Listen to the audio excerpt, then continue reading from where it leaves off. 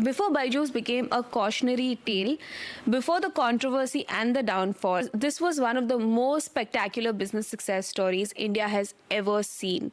A teacher who created with 0 rupees and built a 50,000 crore empire in just 7 years. This isn't about what went wrong, we all know that story. This is about understanding what went specifically right and how they revolutionized education and what lessons we can learn from their incredible rise. Because buried in the wreckage of Byju's collapse are some of the most innovative business strategies ever executed in India. Let me take you back to 2008. Byju Pindran was just another engineer working in a shipping company, but he had a side hustle. He helped his friends prepare for competitive exams like CAT and GRE, not because he needed money, but because he genuinely loved teaching. More friends started asking for help than friends of friends. Soon, Byju was teaching groups of students in small rooms in a community hall in an auditorium. By 2011, he was conducting classes for over 20,000 students at a time, stadium-sized venue. But here's what made Byju different from every other teacher. He didn't just explain concepts, he made learning addictive. He used stories, analogies, and visual techniques that made complex mathematical concepts seem simple and fun. Students weren't just attending his classes to pass exams, they were genuinely enjoying the process of learning. Parents noticed their children actually looking forward to study time. This was revolutionary in a country where education was synonymous with stress and rote memorization. Picture this. 2011, a massive auditorium in Bangalore, 20,000 students sitting together, all focused on one person on stage. No, it's not a rock concert, it's a math class. Byju's Ravindran isn't just teaching equations, he's making students laugh while learning calculus. He's using movie references to explain physics concepts. He's turning the most boring subject into entertainment. Students are taking notes, but they're also cheering, clapping, sometimes even standing up in excitement when they finally understood the concept. This wasn't education that India knew. This was edutainment, and it was completely revolutionary. In 2015, Byju realized something profound. If he could make 20,000 students in an auditorium engage with learning, imagine what he could do with technology. But instead of just recording his lectures and putting them online, he did something far more sophisticated. He created an app that wasn't just about watching videos, it was about creating an immersive learning experience. The app used gaming principles to make learning addictive. Students earned points for completing lessons, unlocked achievement for mastering concepts, and competed with friends on leaderboards. But the real innovation was personalization. The app analyzed how each student learned, which concepts they struggle, which teacher methods work best for them, and how much time they need for each topic. It then customized the entire learning path for each individual student.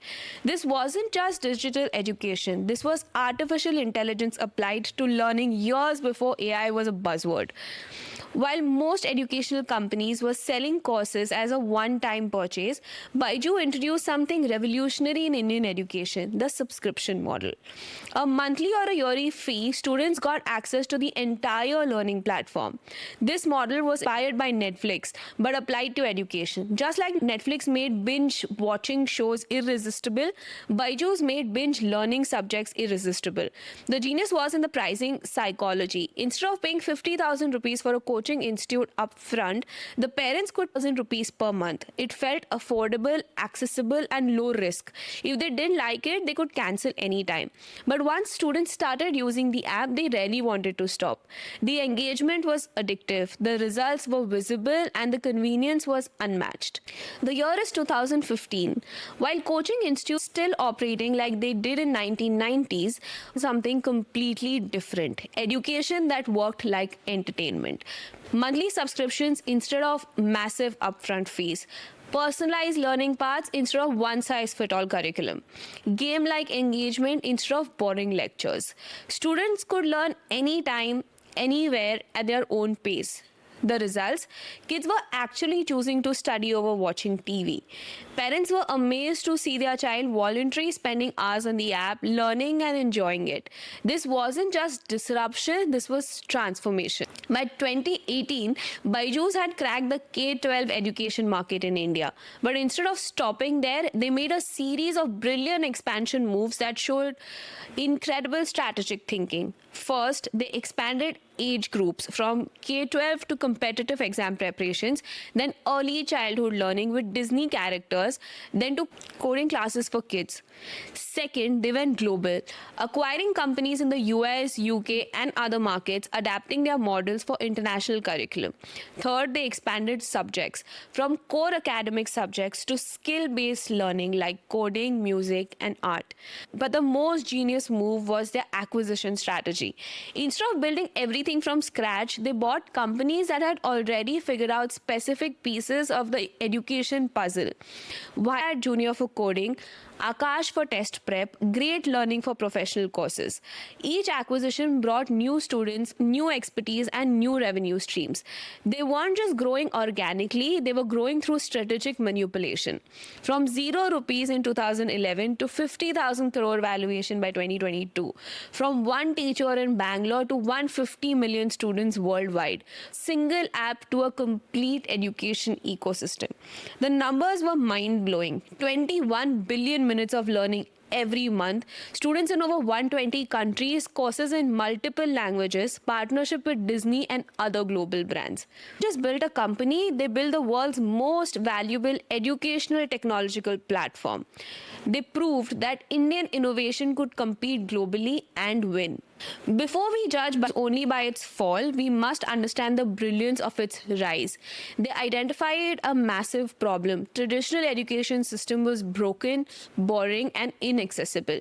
They created a solution that was engaging, personalized, and scalable. They understood in the digital age, education couldn't just be about information transfer, it had to be about experience creation. They gamified learning before gamification became a trend. They personalized education before personalization became standard.